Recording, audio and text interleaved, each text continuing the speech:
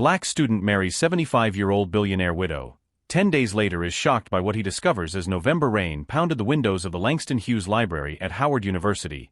Jerome Washington hunched over law textbooks he could no longer afford. At 24, the senior law student carried the weight of crippling student loans, a night job as a security guard, and the constant pressure of being the first in his family to graduate from college.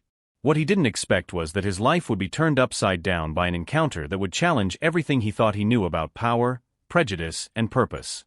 The phone call came on a cold Tuesday, interrupting Jerome as he studied civil rights cases in the quiet section of the library.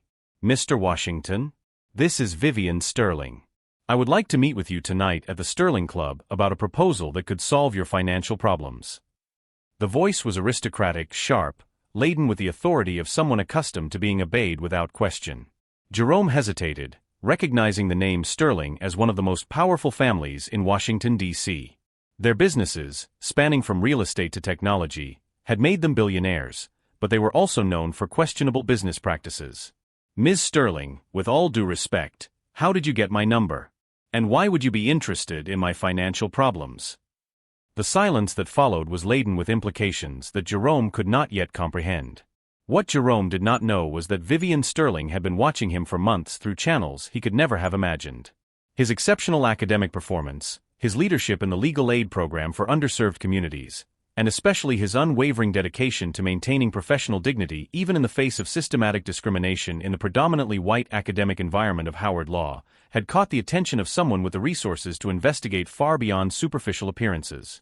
The Sterling Club was exactly the kind of establishment Jerome had never set foot in: mahogany-paneled walls, portraits of white 19th-century tycoons, and an atmosphere of exclusivity that seemed designed to intimidate anyone who didn't belong to old-money aristocracy. When he arrived, wearing his only decent suit, he felt the appraising glances of the members who clearly questioned his presence in that sanctuary of privilege. Vivian Sterling was an impressive figure even at 75. Her silver hair was impeccably arranged, her posture was erect and radiated authority, and her piercing blue eyes seemed capable of reading thoughts. She was sitting at a corner table, isolated from the other members, wearing a Chanel suit that probably cost more than Jerome's annual income. "Mr. Washington," she said without preamble as he approached. "Sit down. I have a proposal that will change your life, but first I need you to understand one fundamental thing. I don't do charity, I make investments. And you, young man, represent a very specific investment I have in mind." Jerome sat down carefully, maintaining the professional composure he had learned to cultivate in hostile environments. "Ms. Sterling, I appreciate your interest, but I don't understand how I could be an investment for someone with your resources. I'm just a student trying to graduate and pay off his debts." Vivian smiled with a coldness that sent a shiver down Jerome's spine. "Just a student? Mr. Washington, I know you have an IQ of 168, speak 3 languages fluently, led the successful legal defense of 17 families against illegal evictions in Southeast D.C., and maintain a 3.9 GPA while working 40 hours a week. But there's something about your family that you don't know, something that connects our destinies in a way you could never imagine." The words fell like bombs in the silence between them. Jerome felt his breath catch when he realized that this woman knew details about his life that even close friends didn't know. "How do you?" Vivian raised an elegant hand, silencing his question. "Knowledge is power, Mr. Washington. And power is exactly what I'm offering you." She reached into her Hermes purse and withdrew an envelope sealed with the Sterling family crest. Inside this envelope is a marriage proposal. Not romance, you understand, a business contract. I will pay off all your student loans, guarantee your admission to any master's program you choose, and provide you with an annual salary of $200,000. In exchange, you become my husband for a minimum of 2 years. If you're enjoying this story about family secrets and life-changing proposals, subscribe to the channel right now, because what Vivian revealed about the real reason behind her proposal and the hidden connection between their families will show you that some encounters are much more than coincidence. They're scores that take decades to settle. What disturbed Jerome most was not the bizarre proposal, but the precision with which Vivian knew intimate details of his life that suggested long-term surveillance. The question that echoed in his mind was, why would a 75-year-old billionaire specifically choose a young black man from a modest background, and what family connection had she mentioned that he supposedly didn't know about? Jerome remained motionless for several seconds, processing the surreal proposal he had just heard. The Sterling Club continued to exude an atmosphere of exclusivity around them, but now it seemed more like an elegant trap than a symbol of prestige. Vivian watched every micro-expression on his face with the precision of someone accustomed to reading people like calculated investments.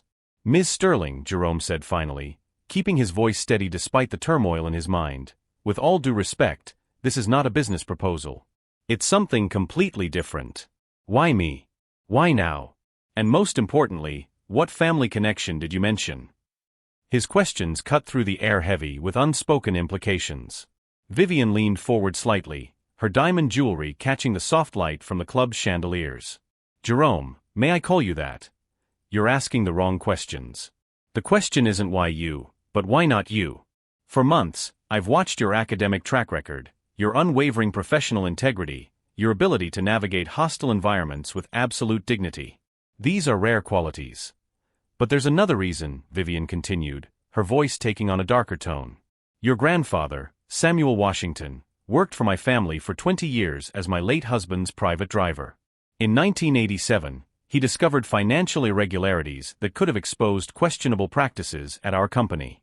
2 days before he was going to present evidence to the authorities, Samuel died in a car accident that was never properly investigated." Jerome felt the blood drain from his veins. He knew the official story. His grandfather had died when his father was only 15, leaving the family in financial hardship that had echoed through generations. "What are you implying?" Vivian smiled with a coldness that didn't reach her eyes. "I'm not implying anything. I am stating that my family owes a significant debt to yours, and the time has come to settle that debt." What Jerome did not yet understand was that this was not merely a confession of guilt, but the first move in a complex game where he had been chosen not for his qualifications, but as the centerpiece in a plan Vivian had been engineering for decades. The terrifying question was, if she was willing to admit complicity in his grandfather's death, what other devastating truths were hidden behind this seemingly generous proposal? "Are you offering me money as compensation?" Jerome asked, struggling to maintain his professional composure as he processed the magnitude of what he had just heard. Vivian shook her head slowly. "Compensation would be a check. What I'm offering is systemic transformation. Access to circles of power where people like you are rarely admitted. The opportunity to rewrite narratives that have for decades defined what is possible for talented young black people." Jerome watched Vivian's expression closely, looking for signs of manipulation or insincerity. Instead, he saw something more disturbing: calculated sincerity. "And if I refuse?" Vivian picked up her wine glass, swirling the golden liquid with precise movements. "Then you remain just another brilliant young black person that the system will eventually marginalize, despite all your talent and determination. Your debts will grow, opportunities will be denied through subtle but effective mechanisms, and in 10 years you'll be wondering why you work twice as hard as your white colleagues for half the recognition." The honest brutality of her words hit Jerome like physical blows. She was describing exactly the fears he faced silently every day, the constant suspicion that no matter how hard he worked, invisible barriers would limit his potential. "And marrying you would change that?" Jerome asked, his voice heavy with skepticism. "By marrying me," Vivian replied with absolute authority, "you become Jerome Sterling Washington. You gain access to networks that take decades to penetrate, if ever. More importantly, you gain the opportunity to use that access to open doors for others who face the same systemic barriers you face." Vivian opened a leather folder and spread photographs across the table. They were images of young black and Latino men in impeccable suits, holding degrees from prestigious universities, positions at Fortune 500 companies. "These are the last 15 young people who have accepted offers similar to yours over the years. Each of them now holds positions of real influence, using that platform to transform systems from the inside out." Jerome studied the photographs, recognizing some faces from business magazine articles and news programs. "How many others?" he muttered, suddenly realizing that he wasn't the first talented young person Vivian had discovered. "You are the 16th, she replied calmly. "And potentially the most important, because you carry not only exceptional talent, but a family debt that motivates me to ensure your absolute success."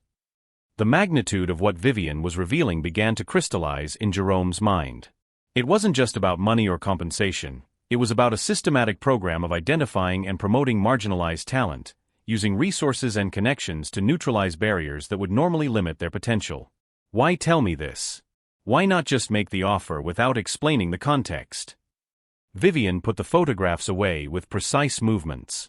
Because unlike the others, you have a right to know the whole truth about why you were chosen. And because I need you to understand that accepting my proposal isn't just about saving your own career, it's about honoring your grandfather's memory and ensuring that his death wasn't in vain. 3 days passed before Jerome found the courage to open the envelope Vivian had left on the table at the Sterling Club. During that time, he had researched his grandfather's death obsessively, uncovering details that his family had deliberately kept vague. Police records were scarce, witnesses non-existent, and the investigation had been closed with a suspicious speed that suggested the influence of powerful people. Sitting in his small shared apartment in Anacostia, Jerome finally broke the seal on the Sterling envelope. Inside was not only a meticulously drafted marriage contract, but also copies of documents that made his heart stop. Internal reports from Sterling Enterprises from 1987 detailed exactly the irregularities his grandfather had uncovered: money laundering schemes, fraudulent government contracts, and a web of corruption that extended to the highest echelons of power in Washington, D.C. A handwritten letter on Sterling letterhead was attached to the documents. "Jerome," read Vivian's elegant handwriting, "your grandfather was a man of unbreakable principles who refused to accept bribery or remain silent in the face of corruption. His death was no accident, but a direct consequence of his integrity. You have inherited not only his name, but his moral determination. It is time to finish what he started." Jerome let the papers fall from his trembling hands, suddenly realizing that he was being offered not just a financial opportunity, but the chance to avenge his grandfather's death and expose decades of corporate crime. But there was something about Vivian's proposal that didn't add up. Why would a Sterling be willing to expose her own family's crimes? The answer came in the form of a phone call Jerome received that evening. "Mr. Washington, this is Marcus Chin, attorney for Sterling Enterprises. Mrs. Sterling would like to meet with you tomorrow to clear up some misunderstandings regarding your proposal." The voice was professional but laden with an urgency Jerome couldn't quite place. The meeting took place not at the Sterling Club, but in Vivian's private office at the top of Sterling Tower, a glass and steel skyscraper that dominated the D.C. skyline. When Jerome arrived, he found Vivian not alone, but accompanied by 3 men in expensive suits whose presence radiated power and danger in equal measure. "Jerome," Vivian said, gesturing for him to sit down, "I'd like to introduce you to the other members of the family council. They're curious about our arrangement." There was a tension in the air that Jerome hadn't noticed in his previous encounters with Vivian. The 3 men's eyes appraised him like predators studying their prey. "Mrs. Sterling," Jerome said carefully, maintaining the professional composure he had learned to use as armor, "I believe we need to clarify a few points about your proposal before we proceed." The oldest man of the trio, whom Jerome recognized as Robert Sterling Jr. from the financial pages of the newspapers, laughed dismissively. "Young man, do you really believe you're in a position to negotiate with us? You're just another one of my mother's charity projects, a social experiment she insists on maintaining." The words were spoken with the kind of casual arrogance Jerome had faced his entire academic life, but now they carried the weight of billions of dollars in real power. It was then that Vivian did something that shocked everyone in the room. She slowly stood up, walked over to a wall where a Sterling family portrait hung, and removed it to reveal a digital safe. "Robert, you and your brothers always assumed that your father's crimes died with him. You were wrong." Her words cut through the silence like a knife. From the safe, Vivian removed a metal box that looked decades old. Inside were audio recordings, photographs, and documents that made the 3 Sterling men visibly pale. "For 40 years, I have kept evidence of every crime you have committed, every life you have destroyed, every family you have ruined. Samuel Washington was not the only victim, he was just the most personal one to me." Jerome watched the dynamic in the room shift dramatically. The 3 men who moments ago had radiated arrogance now looked like cornered animals. "Mother," Robert said, his voice trembling, "what are you doing?" Vivian smiled with a coldness that Jerome finally understood was not directed at him, but at the family itself. "I'm correcting decades of injustices that you have perpetuated in the name of the Sterling family. Jerome is not a charity project, he is my chosen heir. When we marry, he will receive not only access to the Sterling resources, but complete control over the evidence that can destroy all of you." The magnitude of what Vivian was orchestrating finally crystallized in Jerome's mind. She wasn't just offering compensation for his grandfather's death, She was handing him the tools to completely dismantle the empire that had been built on decades of corruption and violence. The marriage wasn't about money or social status. It was about transferring real power to someone with the moral integrity to use it responsibly. You have a choice, Vivian continued, addressing her sons. Accept Jerome as my husband and cooperate with his leadership in transforming this company into something that honors the victims we have created, or face the legal consequences of 40 years of documented crimes. The silence in the room was so thick that Jerome could hear his own heart beating. The tension in the Sterling Tower executive suite was palpable as the three Sterling children processed the magnitude of their mother's ultimatum. Jerome watched silently, understanding that he was witnessing not just a family meeting, but the complete redistribution of power within one of the most influential corporate empires in the country. Robert Sterling Jr. was the first to break the silence, his voice laden with an explosive mixture of anger and despair. "Mother, you can't be serious.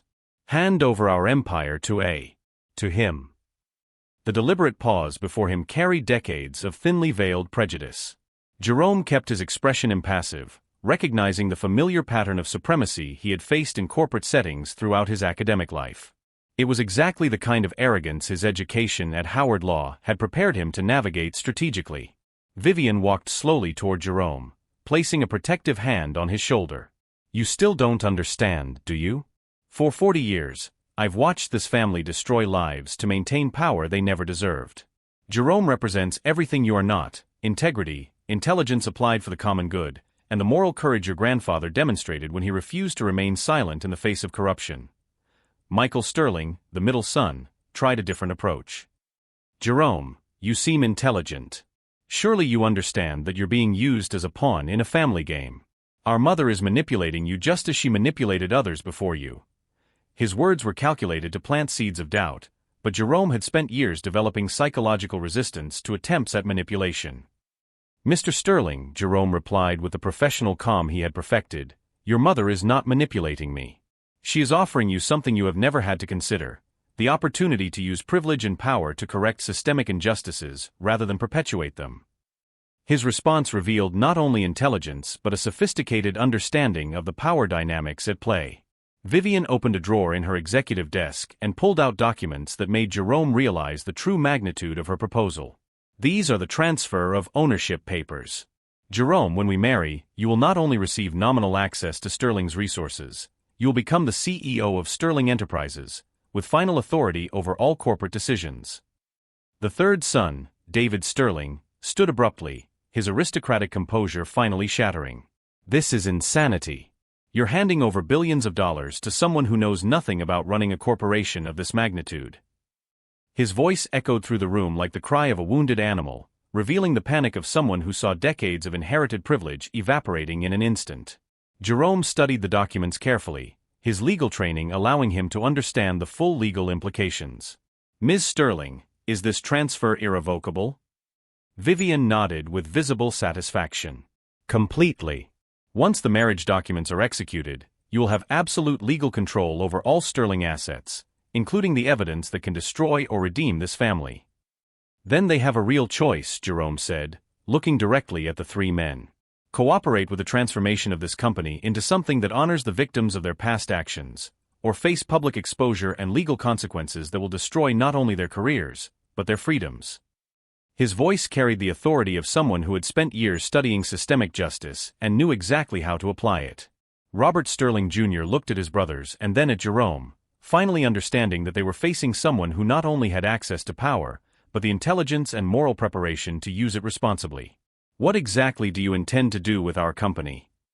Jerome smiled for the first time since he had entered the room. "Turn it into the first billion-dollar corporation completely dedicated to creating real opportunities for systematically marginalized communities.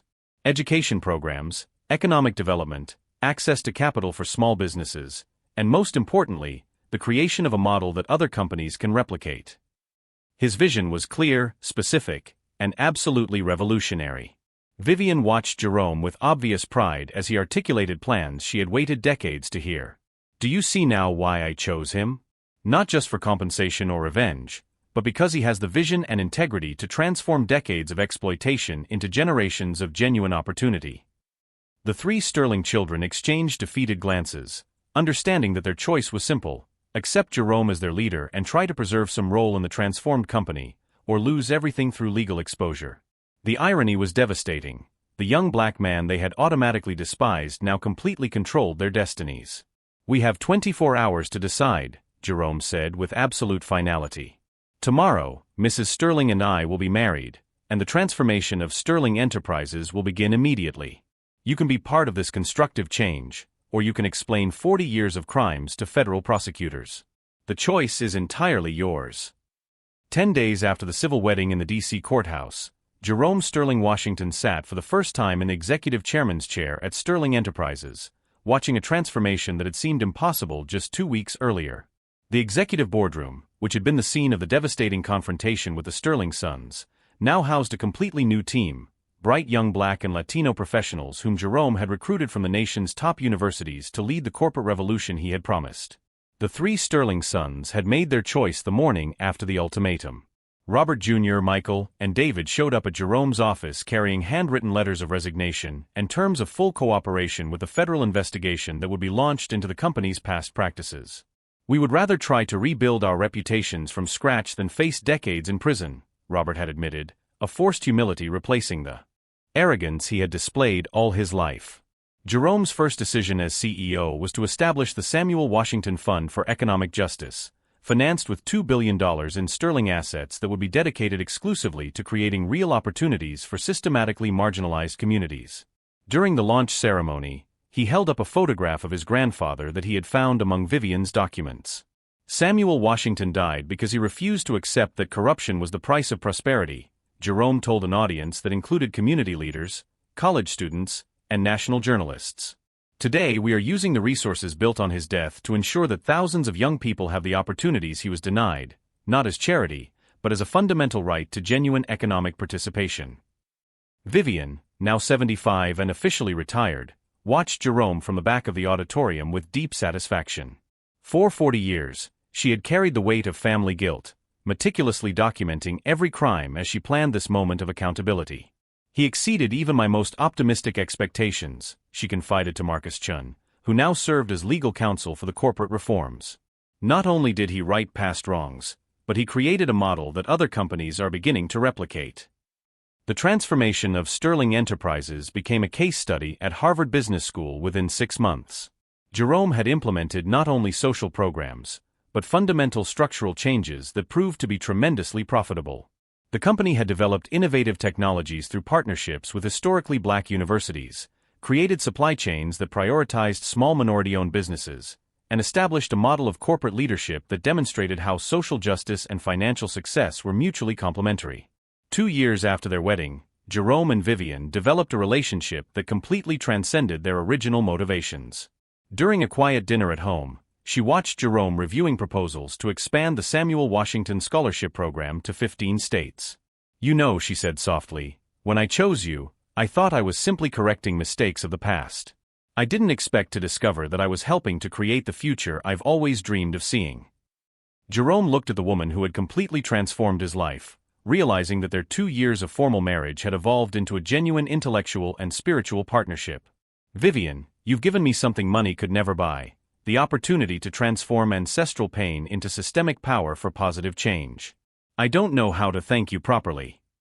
"You thank me," she replied, "by continuing to use that power responsibly, ensuring that this transformation survives long after our lives are over.